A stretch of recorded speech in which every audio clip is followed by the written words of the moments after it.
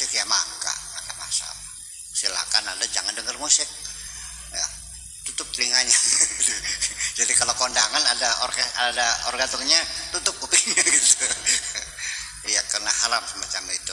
Nah, kalau seandainya musik itu diharamkan, ya silakan saja. Hukumnya musik dulu kan, saya katakan haram. Dalam Al-Quran, lahwal hadis. Ya, surah 26 31 ayat 6 dulu kan udah dibacakan. Dari mana musik itu? Dari gereja. Gereja saja pun boleh musik setelah abad keempat. Puji Tuhan. Padaku kini ku melihat,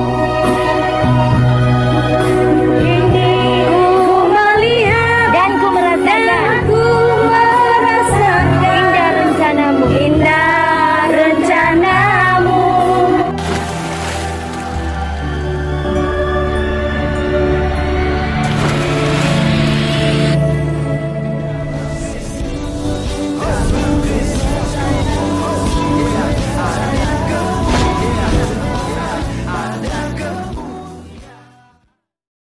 Salam Elechem Bisem Yeshua HaMashiach. Salam damai sejahtera di dalam nama Tuhan Yesus Kristus untuk kita semua. Teman-teman sekalian, pada video kali ini kita akan mendengarkan ya penjelasan yang hebat, cerdas, dan tentu saja bisa dipertanggungjawabkan dari Kiai Buya Sakur Yasin tentang alat musik, teman-teman sekalian, di mana ustadz-ustadz mu'alaf ya seperti Ustadz Muncir dan ustadz-ustadz yang lain juga ya, ada beberapa yang mengharamkan alat musik karena katanya itu adalah lagu Nasrani, lagu Kristen, lagu gereja, musik gereja dan macam-macam, teman-teman sekalian, sehingga mereka mengharamkannya dan melarang umat untuk tidak boleh ya menggunakan musik ya. Jadi seperti artis-artis yang beragama Islam yang mereka secara tidak langsung mereka haramkan itu.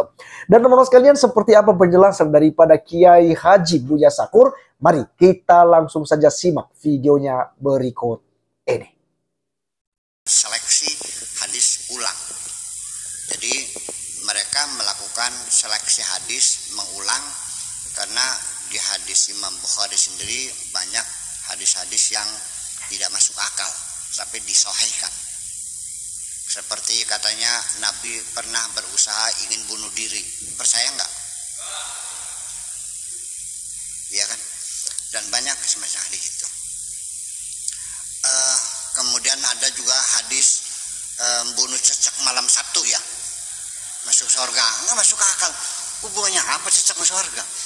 Nah itu kan itu seperti ya seperti hadis itu juga. Nah itu bagi saya mah begini aja lah, kalau memang orang itu percaya hadis itu lalu mengharamkan musik ya maka nggak ada masalah. Silakan Anda jangan dengar musik ya, tutup telinganya. Jadi kalau kondangan ada organturnya, tutup kupingnya gitu. Iya, karena haram semacam itu. Nah, kalau seandainya musik itu diharamkan, ya silakan saja. Yang haram ya mangga. Yang mengharamkan TV ya udah jangan lihat TV. Yang mengharamkan rokok ya nggak usah rokok. Cuman kalau saya kan kalau sambil rokok kan makin cerdas.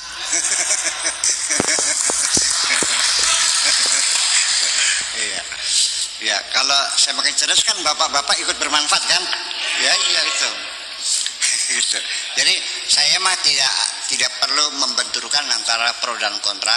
Silakan kalau Anda yakin rokok ini haram, ya sudah jangan merokok. Ketika Anda merokok berarti Anda melanggar keyakinan Anda sendiri. Ya kan gitu. Kalau saya menghalalkan rokok sehingga karena saya menghalalkan rokok maka saya tidak dituntut untuk membuktikan halalnya. Karena halal tidak perlu dalil. Yang betul nggak? Gitu. Jadi silakan, mudah-mudahan orang yang mengharamkan musik, mengharamkan sutra, mengharamkan ini, mudah-mudahan Allah berkenan. Itu aja kok. Ya kan gitu. Tapi kalau saya mendengarkan musik, saya mendapatkan suatu kenikmatan tersendiri. Dan bukan menjauhkan dengan Allah, enggak kok. Bahkan mendekatkan diri. Betapa hebatnya Allah. Iya kan? Lihat dong. Betul nggak? Dan perlu diketahui bahwa musik itu sendiri dari awalnya pun itu menyatu dengan ibadah. Bahwa musik itu awal muasalnya adalah dilakukan oleh manusia ketika mereka melakukan seremoni-seremoni peribadatan kepada Tuhan. Ya, di tempat-tempat ibadah itu disitulah dengan musik. Dan sampai sekarang ada beberapa thariqah yang dibarengi dengan tabuhan-tabuhan dan tarian-tarian, dan ya iya ada kan gitu.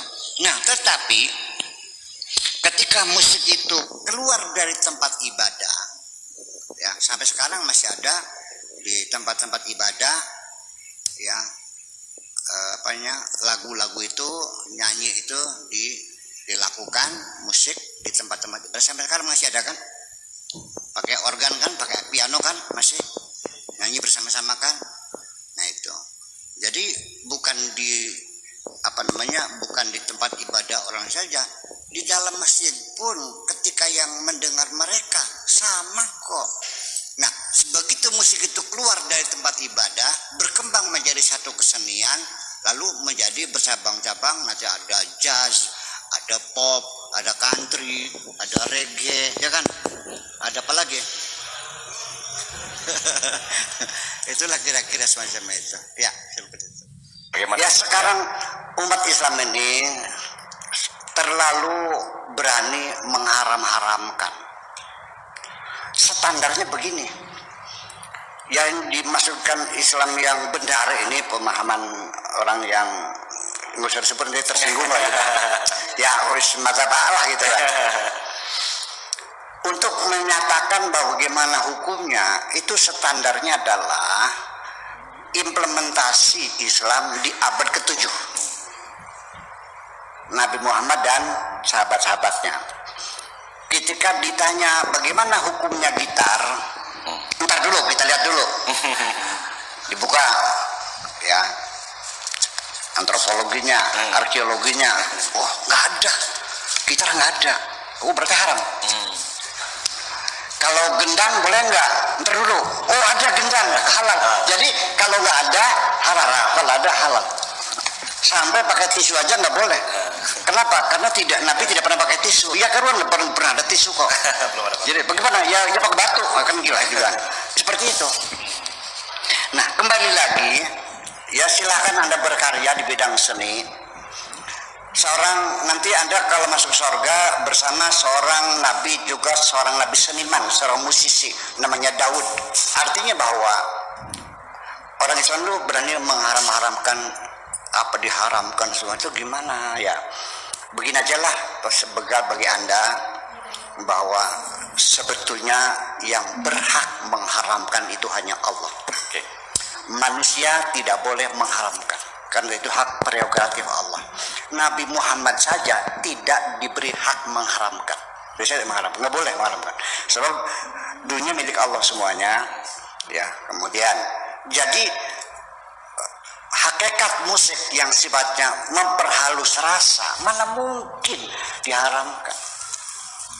Jadi mungkin kontennya saja, liriknya kayak apa, mungkin kalau lagunya Kucing Garong, terus apa lagi? Beladuren, Keong Racun, ya mungkin lagu itu dilarang ya bolehlah karena itu merusak rasa. Tapi kalau lagunya Bimbo, lagunya Ebit, lagunya Chris yang menyentuh rasa, kok diharamkan sih? Nggak mungkin dong. Nah, gitu artinya. Nah, jadi di sini kita sendiri sebenarnya nggak jujur. Menikmati karya seni musik itu berbeda tingkat intelektualitasnya kita sendiri. Mungkin saya termasuk orang yang paling banyak menikmati seni musik ya. Tapi saya bukan musisi, bukan, karena saya dulu diharamkan sih. Gitar saya dipecahin dulu, benar dipecahin lagi. Karena itu beda orang Indonesia melihat entertainment musik dengan orang Amerika. Kalau orang Amerika itu memang niatnya di rumah ingin menyenangkan telinga, menikmati musik. Yang nyanyi orang hitam, Whitney Houston. Yang nyanyi siapa lagi? Diana Ross. Nggak ada masalah. Mereka senang, nggak ada urusan. Tapi kalau di Indonesia, kalau penyanyinya jelek pada pulang. Ya karena niatnya juga bukan ingin melihat musik, melihat paha. Jujur aja nih. Betul nggak persepsi saya itu? Iya, kalau jelek nggak laku. Dia kenapa? Yang mau dilihat paha atau mendengar musik? Itu persoalannya.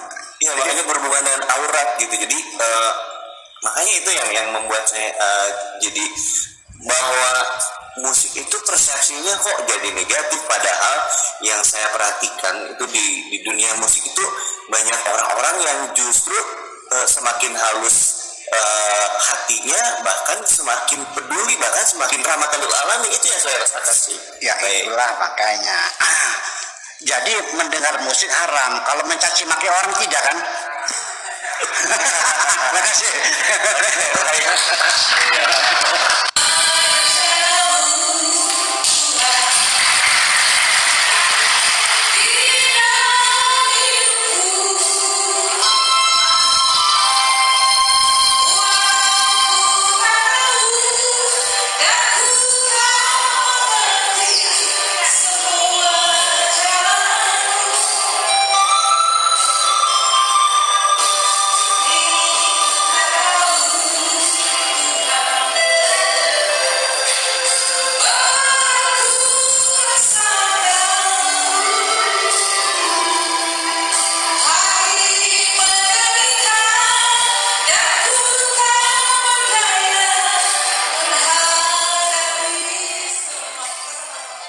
Ya, itu dia teman-teman sekalian videonya kita sudah saksikan bersama dan kalian sudah bisa menilai sendiri ya mana yang lebih masuk akal, apakah Kiai Buya Sakur Yasin atau Ustadz Mujir Situmorang dan beberapa ustadz yang lain yang mungkin tidak saya tampilkan, tetapi teman-teman bisa dicari bahwa mereka mengharamkan alat musik. Dan teman-teman sekalian, kalau kita kembali kepada kekristenan seperti disampaikan oleh Ustadz Mujir, itu dalam kekristenan tidak haram, ya. Orang Kristen tidak terlalu sibuk untuk mengharam-haramkan segala sesuatunya gitu. Karena itu akan ya menapar pipi sendiri nanti teman-teman sekalian. Kalau kita bilang ini haram, itu haram ini. Misalnya itu produk-produk Yahudi haram, tidak boleh untuk diperjualbelikan misalnya. Ya itu haram. Ya. Maka konsekuensinya Anda harus bisa mengharamkan TV, internet, YouTube saat ini, TikTok misalnya, atau apa lagi, Facebook. Ya, pokoknya dunia internet ya, itu harus haram. Kemudian motor, pesawat, itu harus diharamkan. Dan banyak lagi produk-produk ya yang dibuat oleh orang-orang Yahudi, penemunya orang-orang Yahudi. Misalnya lampu, ya, itu juga harus diharamkan dong. Jangan hanya misalnya daging babi ataupun alat musik yang diharamkan. Sementara yang lain dihalalkan. Ini yang seringkali menjadi problem, ya. Jadi seharusnya kalau Anda mengharamkan segala sesuatunya, maka Anda tidak boleh menggunakan barang-barang yang haram lagi, gitu. Contoh alat musik tadi, ya satu pun jangan pakai, ya, yang berbau musik, nggak usah, karena itu haram. Sehingga Anda juga akan dihargai ya, berarti orang ini konsisten dan juga berintegritas, apa yang disampaikannya itu ya dia harus lakukan. Tapi ini tidak, yang lain digunakan. Ya. Jadi teman-teman sekalian, biarkanlah mereka dan biar apa juga yang kita sudah dengarkan dari Pak Kiai Haji Buya Sakur yang tentu saja mengedukasi kita, memberikan wawasan bagi kita dan juga pencerahan soal agama dan juga ilmu pengetahuan di dalamnya teman-teman sekalian. Kalau kita belajar mendengarkan baik-baik, ada banyak sekali ilmu dari Kiai Haji Buya Sakur. Oleh karena itu teman-teman sekalian, kita juga dukung beliau, kita doakan supaya tetap aman dan bisa memberikan makna-makna rohani dan juga ilmu pengetahuan bagi masyarakat Indonesia. Terima kasih teman-teman sekalian sudah menonton sampai selesai. Sampai ketemu di video saya berikutnya. Tuhan Yesus memberkati kita. Salam.